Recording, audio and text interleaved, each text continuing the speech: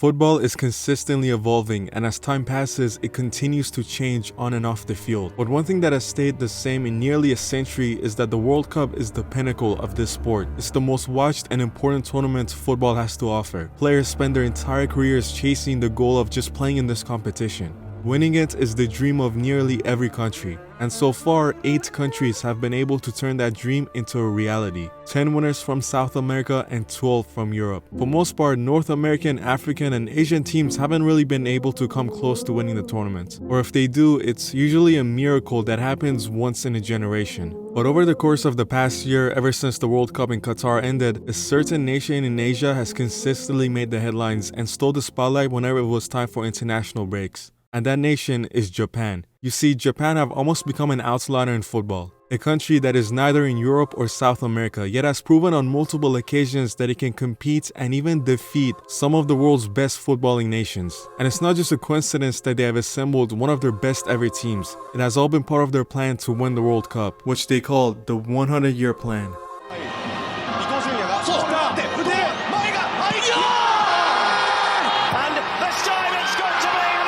Japan win Group B. That's another threatening ball, and in dangerously, and it's another from Tanaka.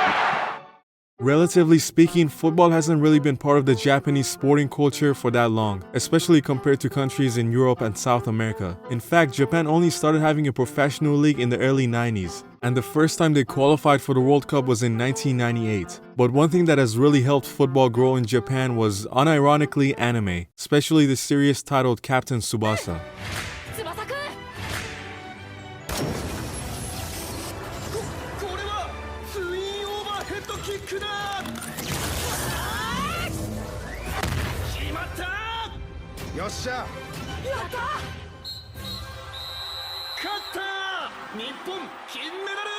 The creator of the manga, Yoichi Takahashi, himself, like most Japanese people, was more into baseball and didn't know much about football. But after watching the 1978 World Cup in Argentina, he was inspired to create a manga about football. 40 years later, and that manga has not only become one of the most popular series in Japan, but its popularity also exploded overseas in regions like South America, Middle East, and Europe. In fact, its influence on Japanese football was so great that one of Japan's greatest ever players, Nakata, credited the manga for being the main inspiration behind his decision to becoming a footballer. And even today, we are seeing another anime inspiring a new generation of Japanese children to become footballers. Before we even talk about Japan compared to giants in Europe and South America, I think it's important to first mention the massive gap they have created between themselves and other Asian countries. Here are Asia's top 5 teams according to FIFA rankings: Japan, Iran, South Korea, Australia, and Saudi Arabia. And here are how many players each country has playing in one of Europe's top 6 leagues. Saudi Arabia have 0 players, Iran 5 players, Australia 6, Korea 9, and Japan have 30 players in Europe's top 6 leagues. Not only Japan is far ahead of everyone else when it comes to exporting players to Europe, but also domestically their league is one of the best outside of Europe. A pyramid where any club could reach the top. Back in May of this year, the J-League celebrated its 30th year anniversary. It was originally created in early 90s with the vision of spreading football in Japan. Since then, it has grown from a small 10-team league to now 60 professional clubs all over the country. During its earlier years, the league was more focused on importing by bringing the likes of Arsene Wenger, Gary Lineker, and Zico, and to an extent, even in recent times with the arrival of big names such as David Villa and Andres Iniesta. But slowly, over the course of recent decade, the focus seems to have shifted to exporting players to Europe, which is why now we see such a gap between Japan and other countries in the continent. Japan's success in Asia is also clear when looking at the Asian Champions League. Since 2017, Japanese clubs have reached 4 of the 5 finals in this competition, and they have won 3 of those 4, 2 of which were against Al Hilal, arguably the strongest Asian team over the last decade.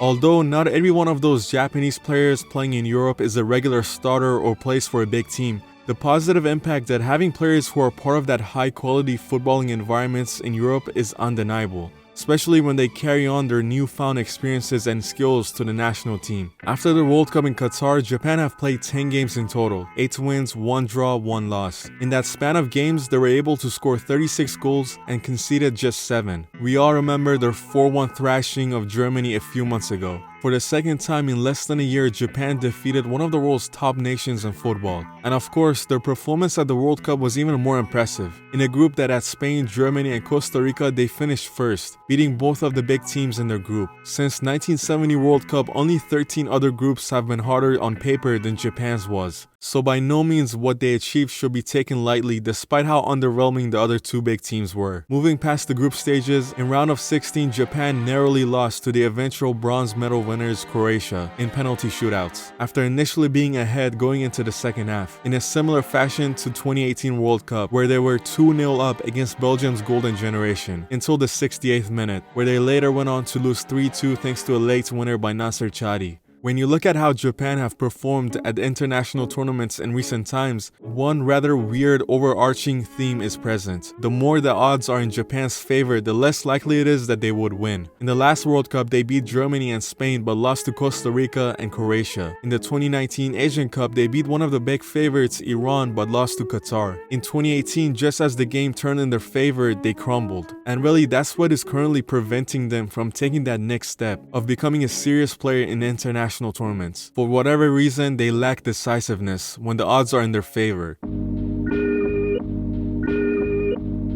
A shift in mentality is what could possibly help them live up to their potential and replicate their performances against the likes of Germany consistently. Looking at Japan's current squad, 2 players particularly stand out, Mitoma and Kubo. The former is having the best season of his career so far with Real Sociedad. So far in La Liga, he has managed to have 7 goal contributions in 13 games, and in Champions League, they're top of their group ahead of last year's finalist Inter. As for Mitoma, he has a very respectable 6 goal contributions in 12 Premier League games, and his team are still in the contention to qualify for the knockout round of Europa League. 2 star players playing in highly competitive competitions, and undoubtedly if Japan are to make a deep run in 2026 and next year's Asian Cup, they would have to rely on their 2 superstars. And the supporting cast shouldn't be overlooked either. Arsenal's Tomiyasu, Liverpool's Endo, Monaco's Minamino, Guan, and with a squad average of roughly 26 years of age, most of the players will be in their prime by the time 2026 World Cup comes around. But before all that, next month Japan will take part in Asian Cup tournaments as favorites to win the competition. Despite winning a record 4 Asian Cups, they have not been able to win the tournament since 2011. So their performance next month will give us a good idea of where they're at and how well their 100-year plan is going.